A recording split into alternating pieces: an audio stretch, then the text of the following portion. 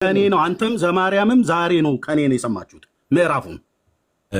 ቢበቃና ይሻል በዚህ አይበቃ ላውራና ሐሳቡ ላይ ገባለሁ። አይደለም በቃ እንግዲህ አሁን እኛን ወክል አታውራ። ጩኸት ካበዛችሁ መጽሐፍቶቻችሁን የማታውቁ ለማውራትም የማትፈልጉ ሰውም ይሄ ነው። ለዚህ ነው አሁን የሚያወራ ሰውን ወክሎ በነገራችን ላይ እገሌ አታውቅም አይባልም። ሰውን ወክሎ መናገር አይቻልም። እንደዛ አይደረግም። በቃ ሲናገር አንድ ሰው ራሱን ወክሎ ናግባ አስተካክለ የምታወራ ከሆነ ናግባ ሰውን ወክሎ ሳያወራ መጽሐፉ ላይ ማውራት ከቻለ ቀጥታ መጽሐፉ ላይ እዚህ ላይ ያለው ከፍተር እናወራ። ማውራት ከቻለ ሰው ወክለ ግን አትናገር። እንዳሁኑ ሐሜት የምትጀምር ከሆነ ለደጠቃል አሁን እኔን በማስወጣት አንተ አሁን አንበሳ ልትሆን ነው። ሰው ምረጥና አንድ ሰው እናወራልኩ ከኔ ጋር በስነ ስርዓት የምታወራ ከሆነ አድመጣ እኮ እኔ ገና መግቢያ ላይ ሐሳብ እንኳን እንዳልናገር ነው የምትከለክለኝ። እኔ እኮ ገና ዲቤቱ ላይ እኮ ገና አልገባም። እኔ ላይ ዋሽተካ በቃ ኦኬ። እሺ ቀጥል። አንድ ጊዜ አዳምጥ። ላይቭን ዘግተህ የመጣኸው ከኛ ጋር ለማውራት ከሆነ አጓጉል ቃላቶችን ታቆምና የውሸት ንግግሮችን አታቁም። እንዲያ ነው እንዲህ ነው እኔ ነኝ ዛሬ ያሳየኋችሁ ቅብርጥስዬ ምንድስዬ የሚሉትን እዛ ቤት የምታወራቸውን ነገር እዚህ ቤት ውስጥ አይፈቀድልም። ስለዚህ ለማውራት ከሆነ የመጣኸው መጽሐፉ እኛ ጋር አለ፣ አንተ ጋርም አለ። ክፈትና ማውራት ትችላለህ። ፔሬድ አለቀ። ከዛ ውጭ ሌላ ወሬ አያስፈልግም። ያስማማሃል ይሄ?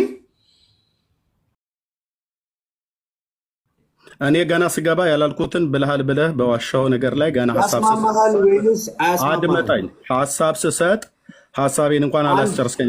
ወደ አርስቱ እንኳን ያስማማል ወይስ አያስማማም? አልደግምልህም። ዘመንህን ሁሉ የምትተራመስበትን የቤት ስራን የሰጠኸው ጩህ ከፈለክ ንወገኑ ወሬኛ እንደ ሴት ወሬ ብቻ ነው የምታውቀው አንተ። ልብ እንኳን የለም። ወርደን በገድል ከአንተ ጋር ለማውራት እንኳን መምጣታችንን ከግምት ውስጥ ማስገባት ነበረበት። አንድ ቀን እንኳን ስለ መጽሐፍ ቅዱስ አውርተህ ማታቅ ሰውዬ፣ የአዲስ ኪዳን ጥቅስ ብርቅ የሆነብህ ሰውዬ፣ ተሳስተህ እንኳን ጥቅስ ጠቅሰህ ማታቅ ሰውዬ ና ይኸው በገድላት እንወያይ ብለን እኮ አመጣን። እንድናስወርድህ ስለፈለግ የማይሆን ቤት የለመድከውን የሴት ቧልት ጀመርክ እዚህ ማውራት። ቅብርጥስዬ ምንትስዬ የእንትና ስራ ሰጣው ምናምን ስራ ፈት። እኛ ስራ አለን። የእግዚአብሔርን መንግስት ወንጌል እንሰብካለን። ለምን ዛሬ ያሰብኩት ነገር አልተሳካም እኮ ነው። ዛሬ ለምን ያሰብኩት ነገር አልተሳካም? ለምን የክርስቲያኖችን ልብ ዛሬ አልረበሽኩም? ድባቅ ተመታባ። መጽሐፍ ቅዱስ ላይ ከእኛ ጋር በምንም ተአምር ማውራት አችልም። በምንም ተአምር ምድር ከፍ ሰማይ ዝቅ ቢል በምንም ተአምር ማውራት አችልም። በምንም ተአምር ማውራት አትችልም። ሞዴሬተር እኔ ነው ማስገባ። ማንም ሰው ገስቱን እንዳይነካ። ማንም ሰው መቼም በመጽሐፍ ቅዱስ ማውራት አትችልም። ዛሬ ገድል ላይ ስትዋሽ ተያዝክ፣ ገድላት ላይ ስትዋሽ ተያዝክ። ዛሬ መጣውና ሲጀመር እኛ ገድላት እና ድርሳናት ላይ ራሱ ሲጀመር አንወያይም። ግን ከመጣ አይቀር ና ግባ፣ ችግር የለውም። ቤታችን ድረስ መጥተ ለመወያየት መጥተ ፍላጎቱን አሳይተ ና ግባ አለ። ግን አንተ አታወራም። ሁልጊዜ የለመድከው እዛ ጋር የሆኑ 6 ሰዎች ጎበዝ ይለዋል። ከዛ ከነሱ ጋር መጮህ ነው። እንደ ሴት ወሬ ማመላለስ ብቻ ነው የምታውቀው። ወሬ ማርመጥመጥ ብቻ ነው የምታውቀው። ይሄው ነው በቃ ባጭር። ኤኒዌይዝ ዛሬ ብቻ ስራ ፈርሷል። አቡነ ገብረ መንፈስ ቅዱስ አፍርሰውታል ስራህን። ዛሬ ምንም የምትፈጥረው ነገር የለም በዚህ ገድል ዙሪያ ላይ ክርስቲያኖችን ለመከፋፈል ከዘርዘር ለማጋጨት የሄድክበት ርቀት በእግዚአብሔር ስም በጻድቁ ምልጃ ፈርሷል። ስለ በቃ ፍርስርሱን የወጣው አሁን የምታወራው ርዕስ የለም። እኛም ከዚህ ቀጥሎ የምንገባው ወደ ፕሮቴስታንቱ ነው። የእናንተን ትምህርት ነው እንደለመድነው የምንወቅጠው። በቃ አሳየን። ማድረግ ያለብን ነገር አሳይተናል። ገድሉ ላይ የተዋሸውን ውሸት አሳይተናል። ውሸት እንደሆንክ ስተት እንደተናገርክ አይተናል፣ አሳይተናል ለህዝቡ። በቃ አለቀ። ከዚህ በኋላ አንተን ርዕስ አናደርግም። እኛ እንደተለመደው አጋንንታዊ የሆኑት 5ቱን ሶላዎች እንደለመድነው እነሱን ወደ ማፈራረስ እንገባለን። እኔስ ወንድሞች ሀሳብ ይስጡ። ወደዛ ካሜራችን በፊት እዮባ እንኳን ደህና መጣ። ቴዲ እንኳን ያው ትንሽ ስለተናገረ አንተን ላስቀድም።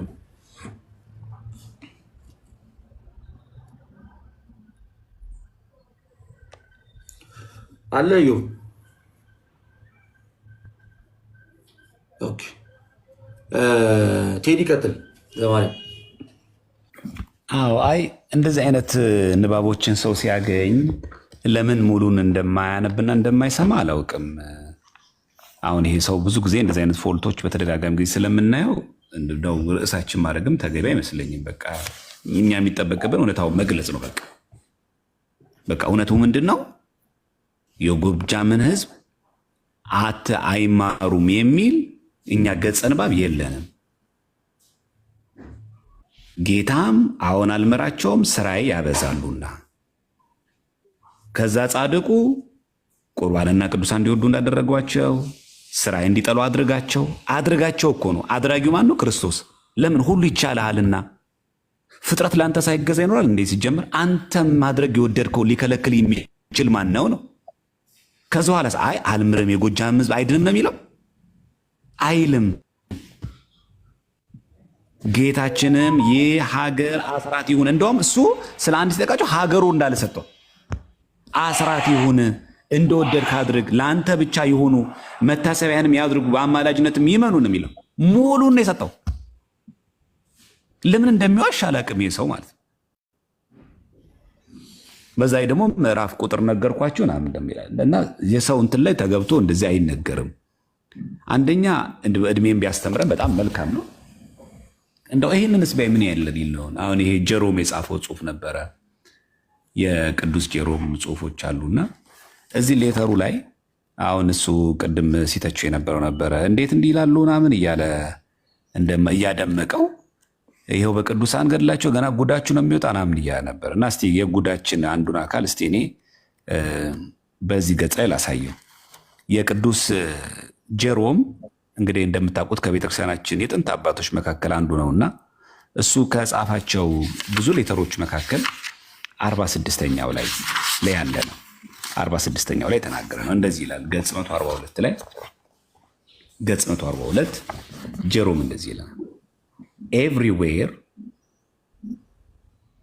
we venerate the tombs of the martyrs ይላል። የትም ቦታ ላይ የቅዱሳንን የሰማዕታትን መቃብሮች እናከብራለን። we apply their holy ash to our eyes ይላል። ከዛ የቅዱሳን መቃብር ላይ አይኖቻችንን እንቀባለን። we even touch them እነከዋለን። if we may with our lips ከንፈሮቻችንም ጭምር። ይሄ ምንድን ነው? ኤቭሪዌር ነው። we venerate the tombs of the martyrs ነው የሚለው። የቅዱሳን ሰማዕታትን በሙሉ መቃብሮቻችን እናከብራቸዋለን። መቃብሮቻቸውን ከዛስ ሆሊ አሽ ማለት ከቅዱሱ እምነት። አሁን እነኛ እምነት የለም ጸበል ማለት ነው። ጠበል የተቀደሰው ውሃ ነው። ጠካልን ጸበል ስንለው አፈር ነው አይደል? ይኮኑ ከመጸበል ሲል እንደ አፈር እንደትቢያ ይሁኑ ማለት ነው። የቅዱሳን አጽማቸውን ላይ ያለው አፈሩን ትቢያውን አይናችንን እንቀባለን፣ ከንፈራችንን ጭምር እናስነካዋለን ይላል።